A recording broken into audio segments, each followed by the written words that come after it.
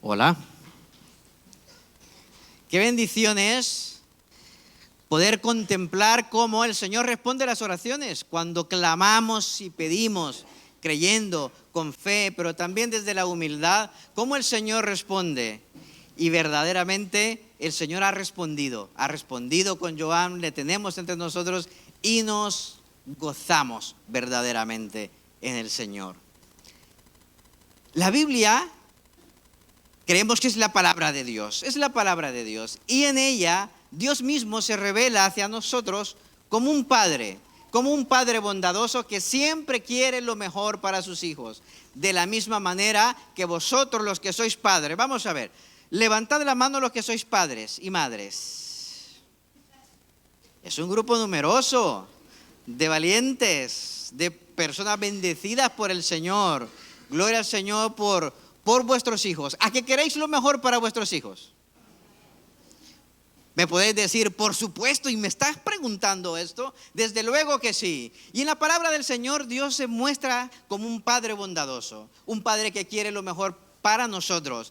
Y a lo largo de la Biblia, desde Génesis hasta el Apocalipsis, que es el último libro, vemos cómo Dios trata de bendecir a aquellos que son sus hijos, aquellos que han confiado en Él, aquellos que han depositado su confianza en Él.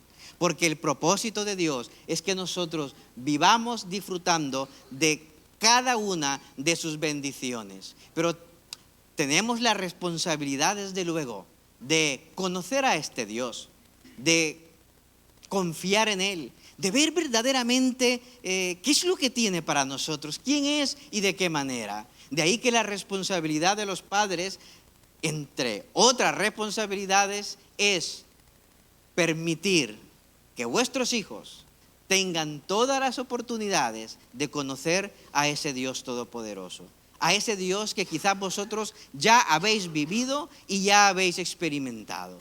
Hay una historia que yo debo decir y debo reconocer que quizás es de las historias más tristes que se encuentran en la Biblia. Y le voy a dar lectura. A ver si me decís vosotros al final, Ernesto, estás exagerando un poquito.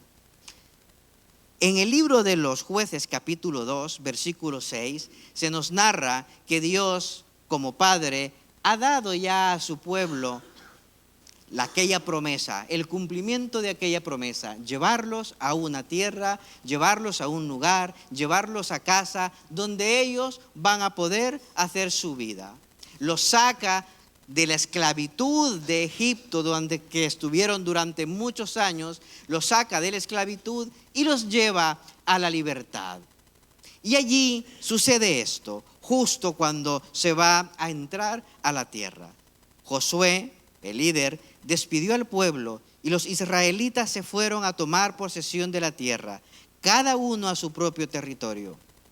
El pueblo sirvió al Señor mientras vivieron Josué y los ancianos que le sobrevivieron, los cuales habían visto las grandes obras que el Señor había hecho por Israel. Dios los sacó de la esclavitud y mostró milagrosamente su poder. Les proveyó, les cuidó, les acompañó. La Biblia narra que durante el día, en las horas fuertes del sol más alto, una nube les cubría y por la noche de la misma manera les iluminaba, les daba alimento y cuidaba de ellos. Josué, hijo de Nun, siervo del Señor, dice el texto, murió a la edad de 110 años y lo sepultaron en Jerez, no aquí, tierra de su heredad, en la región montañosa de Efraín, al norte del monte de Gaz. Y también murió toda aquella generación. Y aquí viene la parte que yo la noto un poco triste. Y también murió toda aquella generación. Y surgió otra que no conocía al Señor, ni sabía lo que Él había hecho por su pueblo. Estos israelitas hicieron lo que ofenden al Señor y adoraron a otros ídolos. Abandonaron al Señor, al Dios de sus padres, que los había sacado de Egipto, y siguieron a otros dioses, dioses de los pueblos que los rodeaban, y los adoraron. Abandonaron al Señor y adoraron a otros dioses. Digo que es triste por una sencilla razón. Vemos en todo el relato bíblico que Dios llevaba a su pueblo, a los suyos, a un lugar donde iban a estar bien, un lugar propio, un lugar en donde iban a tener todo lo que necesitaban para desarrollar sus vidas, para formar sus familias. Y todos aquellos, hubo una generación que vio cómo Dios con mano poderosa les sacó de la esclavitud, les proveyó de alimento, les bendijo, cuidó de ellos y vieron milagros. Vieron cómo Dios se manifestó de forma incluso sobrenatural. Y toda esa generación, dice el texto, pues murió. Y se levantó, surgió una nueva generación que no conocía a Dios, que no había escuchado las obras que Él había hecho. Y no se trata de que no supieran que había un Dios. Lo que el texto quiere decir es que no le conocían verdaderamente. Carecían de una relación con Dios. Porque una cosa es saber que hay un Dios, saber que hay algo, y otra cosa es conocerle verdaderamente. Y lo triste de esta historia es que Dios había preparado para ellos todas las bendiciones que ellos podían imaginar, pero fallaron en la comunicación, en contarle a la generación que tenían por delante lo que Dios había hecho. De tal manera que, como el ser humano siempre le sucede, va buscando sus propios dioses. Y la historia dice que toda esa generación no conoció a Dios, pero no es que no solamente no le conocían, le habían reemplazado por otros dioses. Y aquí encontramos algo importante, que es tarea responsable también, o responsabilidad también de los padres. Vivimos en tiempos donde quizás hablar de Dios no es tan común. Y comprendo cuando se dice, es que cada persona, cada niño tiene la oportunidad de elegir, creer y no creer. ¿Y sabéis qué digo yo cuando escucho eso? Amén. Así debe ser. Cada persona, cada niño, cada niña, cada persona, cada individuo tiene el derecho de saber elegir. Aquí el punto no es si tiene o no elección, que la tiene. El punto es que si le vamos a dar la oportunidad de elegir o no. Porque ¿sabéis qué pasa? Que muchas personas bien intencionadas dicen, yo voy a dejar que mi hijo decida si creer en Dios o no creer en Dios. Y está bien, pero no le niegues la oportunidad de que él conozca a ese Dios. Porque si no, ¿cómo va a decidir? Si no lo conoce. Va a crecer como crecemos todos, con la enseñanza, con las ideas que escuchamos por todos lados, pero no va a conocer, no va a tener la oportunidad de elegir, porque no va a tener opciones. ¿Cuándo uno elige? Cuando tienes opciones, ¿no? Vamos a ver, ¿cuántos estuvisteis hoy en la mañana o ayer por la noche frente a vuestro armario eligiendo? Nadie. Solo yo me he quedado así, ¿no? Yo me quedo ahí e incluso pido ayuda. ¿Cuántos pedís ayuda? Oye, y esto combina, esto queda. ¿Por qué? Porque tenemos opciones. Si no tenemos opciones, pues no hay que elegir, ¿no? Pues me pongo lo que hay, ¿no? Cuando vamos a un restaurante, nos llevan la carta, el menú. Elige, aquí están los entrantes, elige los primeros platos, elige los entrantes. Pero hay opciones. Y mucha gente hoy cree que darle la oportunidad a los hijos de que crean en Dios o no crean en Dios es pues no hablarles de Dios. Cuando eso es un error. Esta generación no habló de Dios, no contó lo que Dios había hecho. Por lo tanto, los hijos no tenían dónde elegir. ¿A que vosotros queréis que vuestros hijos, llegado su momento, puedan elegir? ¿Sí? Les preguntamos a los padres, aunque sabemos su respuesta. Los padres de Joan, ¿a que queréis que Joan, cuando tenga pleno conocimiento, pueda elegir entre creer y no creer? ¿A que sí? Desde luego que sí. Por lo tanto, hay una responsabilidad. ¿Y cuál es esta responsabilidad? La responsabilidad de contar a las nuevas generaciones quién es Dios y lo que Dios ha hecho por ti. Quiero terminar y quiero cerrar. Me parece bastante impresionante. Todos sabéis cuál es la profesión de Sarai, ¿verdad? ¿Sí? Vale, exactamente. Es maestra, enseña. Y la conocemos aquí también como enseña. Pero yo me quiero atrever, Sarai, a darte 2 consejos, para Andrés también, sobre cómo transmitir esta fe a Joan. El primer consejo: debéis modelar una fe viva en el hogar, amándoos, entregándoos mutuamente, sabiendo que vuestra prioridad es vuestra relación con Dios. ¿Cuántos sabéis que a ellos les gusta viajar? ¿Ah? También, ¿verdad? Mira, hay uno hasta las 2 manos levantó, ¿no? Pues este ejemplo os va a ilustrar muy bien. ¿En cuántos aviones os habéis subido?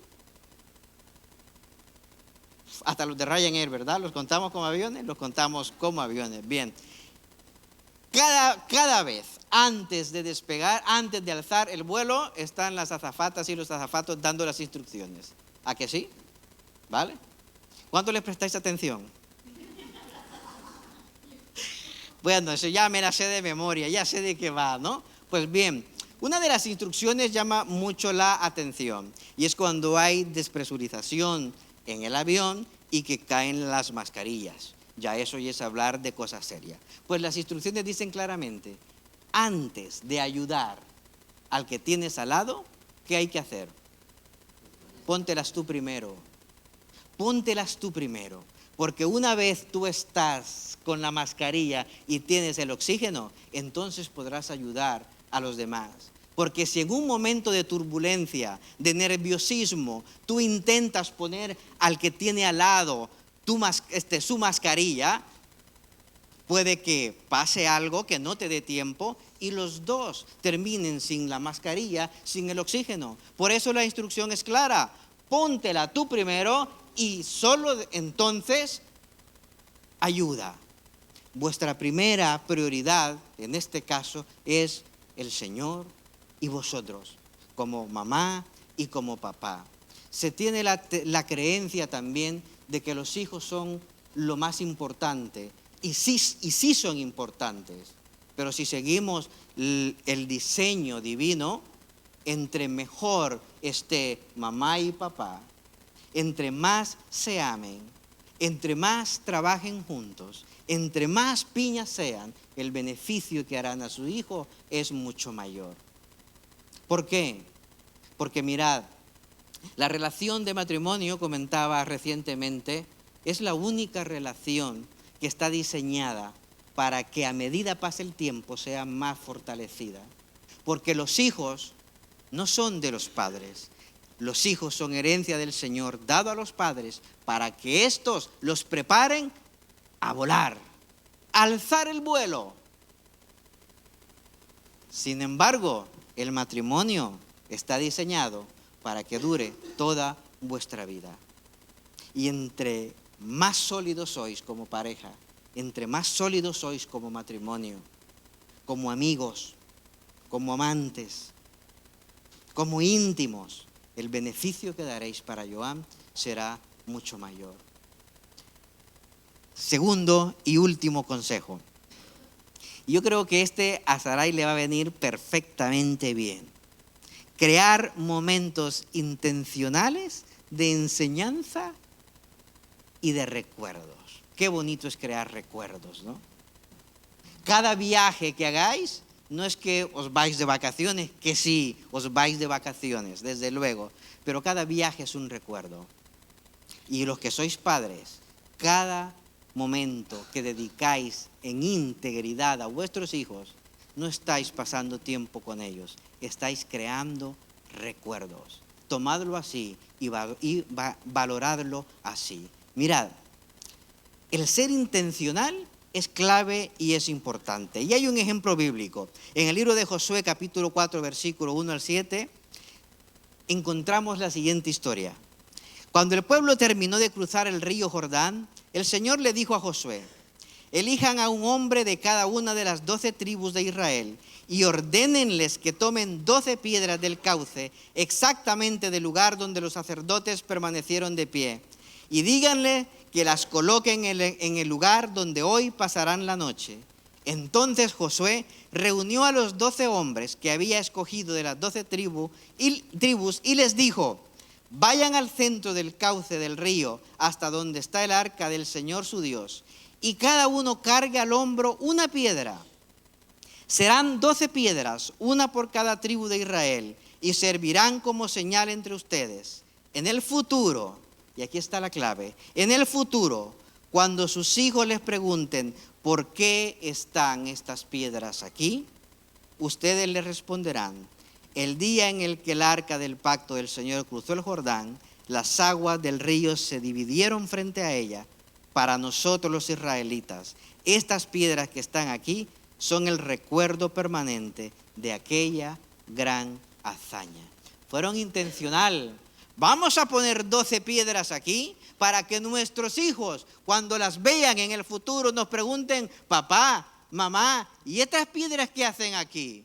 Y entonces ellos podrán decir, podrán contar, porque nos recuerdan ese día en el que Dios abrió el río, en el que Dios nos permitió cruzar, en el que Dios permitió que cruzáramos los mares, el Mar Rojo, para ser libres. Intencionalidad en la enseñanza. Y eso es clave y es muy importante. Padres, debéis ser intencionales al momento de enseñar a vuestros hijos. Sí, Joan llegará su momento en que él tomará su decisión. Desde luego que sí, porque la fe no se impone, la que sea, incluso la fe cristiana. No se impone, pero sí se da la oportunidad para que las personas crean. Y allí, padres, allí Sarai y Andrés, vosotros sois la pieza clave. Familias, Dios quiere lo mejor para vosotros. Y si vosotros tenéis planes maravillosos y grandes para vuestros hijos, os llevaréis la sorpresa enorme que mejores son los planes que Dios tiene para ti y para tus hijos. Acércate a Dios, acercaros a Dios. Es probable que sepáis que hay un Dios todopoderoso, y sí lo hay, pero déjame decirte, no es lo mismo saber que existe que conocerle. ¿Es cuestión de fe? Sí, pero es cuestión de intencionalidad. Yo siempre suelo decirle a las personas: no nos rechaces, ni rechaces a Dios y el Evangelio sin conocerlo, y tampoco te comprometas sin conocerlo. Date la oportunidad. Permite que Dios te demuestre cuánto te ama. Conócelo y descubrirás que tiene un plan maravilloso de bendiciones, de ánimo, de fuerza, de fortaleza para ti, para tus hijos y para los hijos de tus hijos. Ese es nuestro Señor. Ese es el Dios en el que Sarai y Andrés depositan su confianza. A que los conocemos y sabemos que son muy listos. ¿Sí? No, nadie dice nada, así dicen sí. A que los conocemos y sabemos que son muy listos. Desde luego que sí. Si ellos se han decidido por Dios, piénsatelo tú también. Vamos a dar gracias a Dios. Padre, queremos darte gracias por tu bondad, por tu favor y por tu misericordia, Señor, bendiciendo a Andrés y Sarai con Joan. Gracias, Señor, por sus vidas. Gracias, Señor, por su corazón sensible a ti. Gracias, Señor, por todas las bendiciones que tú estás derramando sobre ellos. Permítele, Señor, lograr aquellos planes y aquellas metas que ellos tienen para sí mismos, como familia, y para Joan como padre. Y sobre todo, Señor, que buscando tu guía, tu dirección y tu bondad, puedan ser sensibles a tu voz en todo momento. Dale siempre la palabra oportuna, pon la palabra que edifica, que instruye, que aconseja, Señor, en sus labios siempre. Que Joan desde pequeño escuche por labio de sus padres todas las maravillas, las bendiciones, los milagros, los cuidados que tú has tenido para con ellos. Que no callen, Señor, que cuenten, Padre, que la Biblia, Señor, siempre les acompañe. En el nombre de Jesús te lo pedimos. Amén y amén.